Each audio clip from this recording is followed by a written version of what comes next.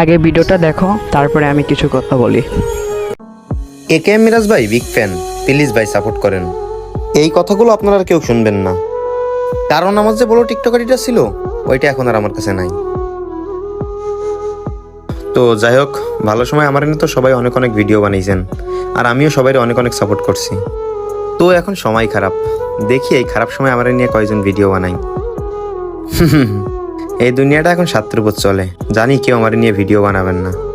আর যদি আপনারা আমাকে আগের মতো ভালো নাই বাসেন, তাইলে হয়তো টিকটক প্ল্যাটফর্মে আর একে মিরাজ গেমিং নামটাকেও শুনবেন না বা ফেসটাকেও দেখবেন না। তো এইটুকু বলার ছিল। আল্লাহ হাফেজ।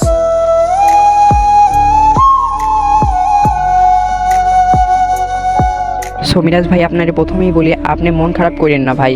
আর সামনে অনেক বড় কিছু হবে ইনশাল্লাহ, আশা করা যায়। আর আমরা ছোট ইউজাররা তো আছি, আমরা ছোট ইউজার থাকতে আপনার কোনো চিন্তা নাই। আপনি ভিডিও কন্টিনিউ করতে থাকেন, আর আমরা ইনশাল্লাহ আপনার সাপোর্ট করে যাব। তো ভাই, মন খারাপ করার কোনো বিষয় নাই, বলে দিলাম, আর মন খারাপ করেন না।